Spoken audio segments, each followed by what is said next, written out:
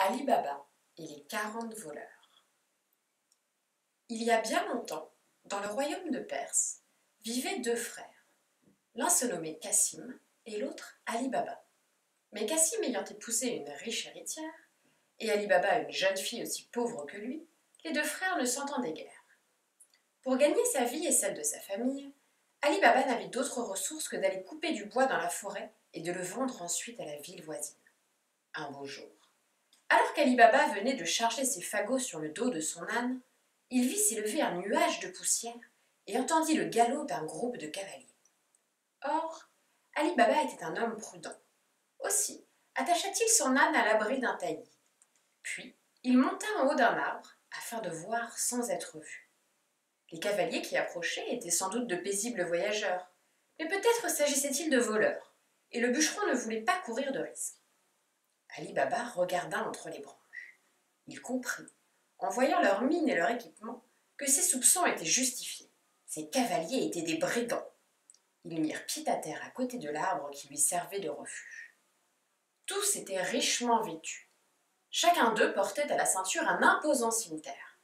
Celui qui paraissait être leur capitaine était très grand. Ses yeux avaient un éclat cruel. Il donnait ses ordres d'une voix puissante.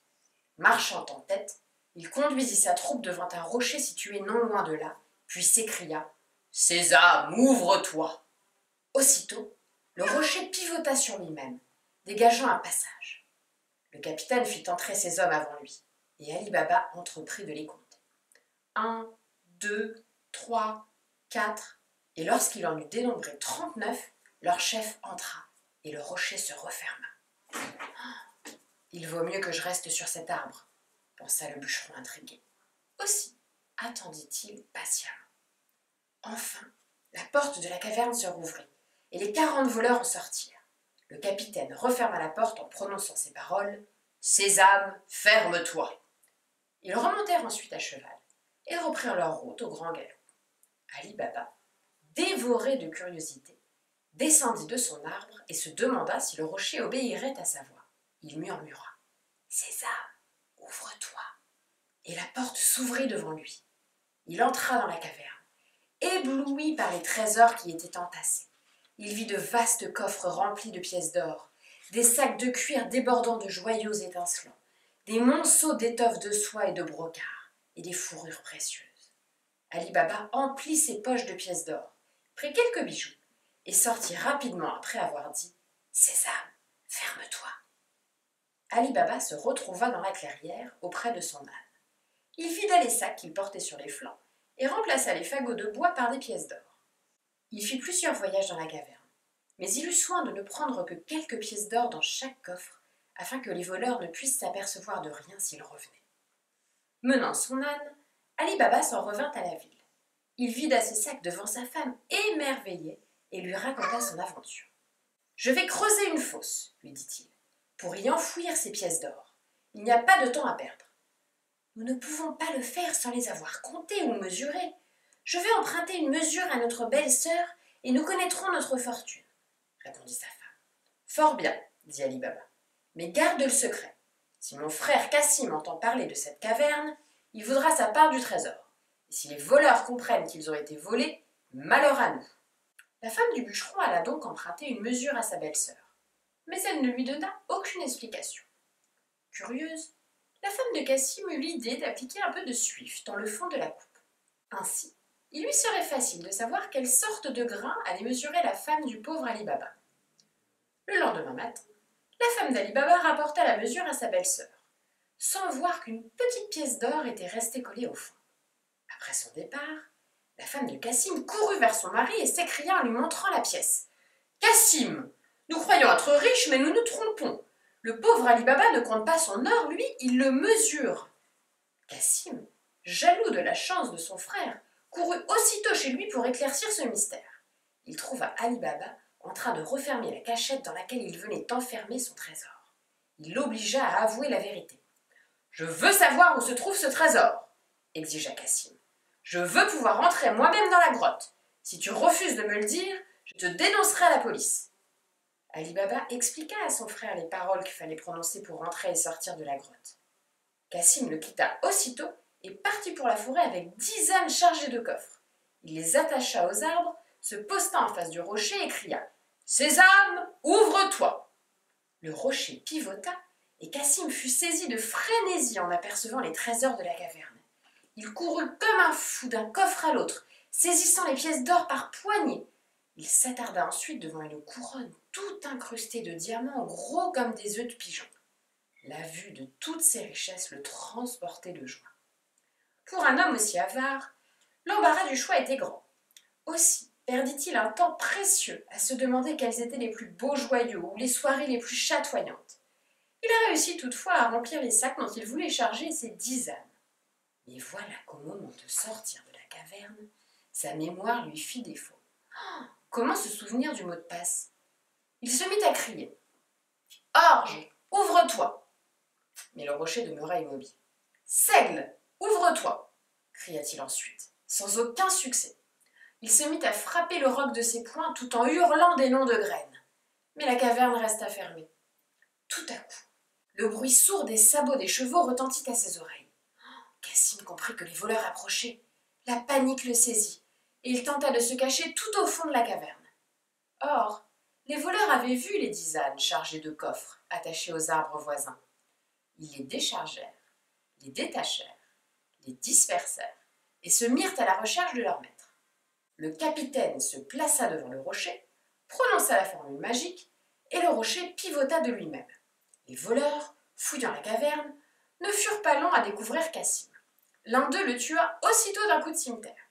Puis le capitaine déclara « Coupons-le en morceaux, laissons-le à l'intérieur de notre caverne, devant l'entrée, il servira d'exemple à ceux qui seraient tentés de voler nos richesses. » Ayant obéi aux ordres de leur chef, les voleurs repartirent. La femme de Cassim attendit en vain le retour de son mari. À la tombée de la nuit, il n'était toujours pas revenu. Inquiète, elle alla confier ses craintes à Ali Baba. « Je vais retourner à la caverne, » lui promit-il. « Je saurai bien le ramener. » Et il se rendit aussitôt dans la forêt. Dès qu'il fut entré dans la caverne, il vit le malheur qui avait frappé son frère. Tout en pleurant, il emporta ses restes et revint chez lui tristement chargé. Il fit part à sa femme de la mort de Cassim, puis se rendit chez sa belle-sœur pour lui annoncer le sort tragique de son mari. Il frappa à sa porte. Ce fut une jeune esclave qui vint lui ouvrir. Elle se nommait Morgiane. Intelligente et adroite, elle était très dévouée à Cassim et à son épouse. Ali Baba lui raconta tout ce qui s'était passé. « Tu ne reverras plus ton maître, lui dit-il, et il faut que tu m'aides à convaincre ta maîtresse de garder le secret. Si jamais elle révélait la vérité, les voleurs viendraient ici et nous tueraient tous. »« Je comprends, » répondit Morgiane. « Je trouverai le moyen de faire croire aux habitants de la ville que Cassim est mort d'une maladie foudroyante. » Le lendemain matin, Morgiane sortit au petit jour.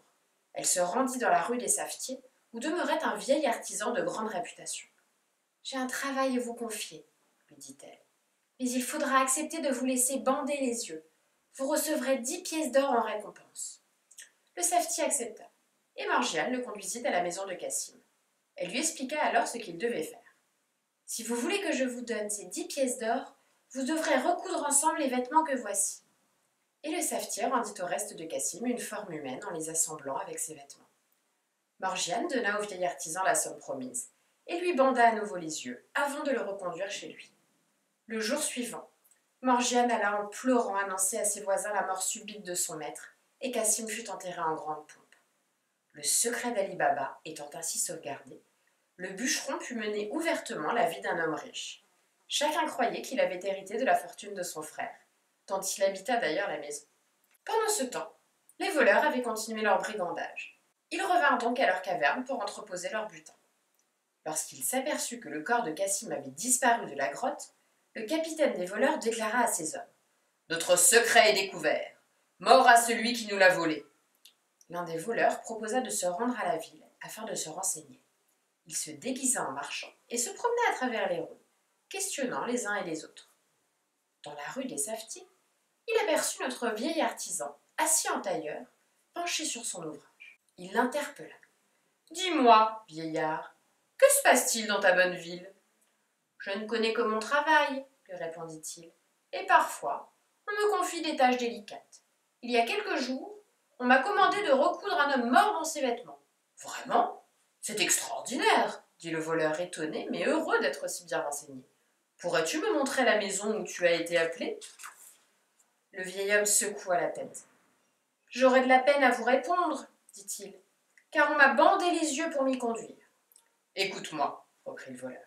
Si je te bande les yeux à nouveau, je suis sûr que tu reconnaîtras ton chemin. Tu auras 10 pièces d'or si tu retrouves cette maison. Le savetier accepta le marché et réussit à mener le voleur devant la maison d'Ali Baba. Le voleur fit une marque sur la porte avec de la craie.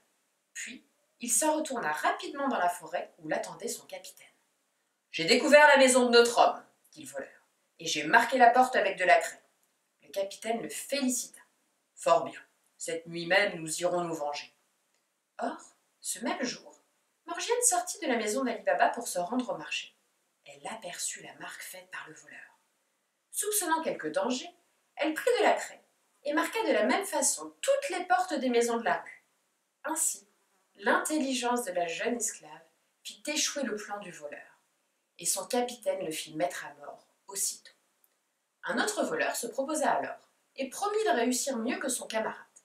Il alla trouver le savetier, se fit conduire à la maison d'Ali Baba, et marqua la porte d'un cercle rouge. Morgiane, cette fois encore, réussit à déjouer la ruse des voleurs en marquant de rouge toutes les portes des maisons de la rue. Le capitaine fit mettre à mort ce voleur malchanceux et décida de se rendre lui-même dans la rue des Savetiers pour éclaircir enfin le mystère.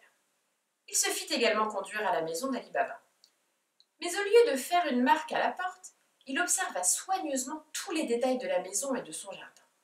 Ainsi, sûr de ne pas la confondre avec une maison voisine, il revint dans la forêt.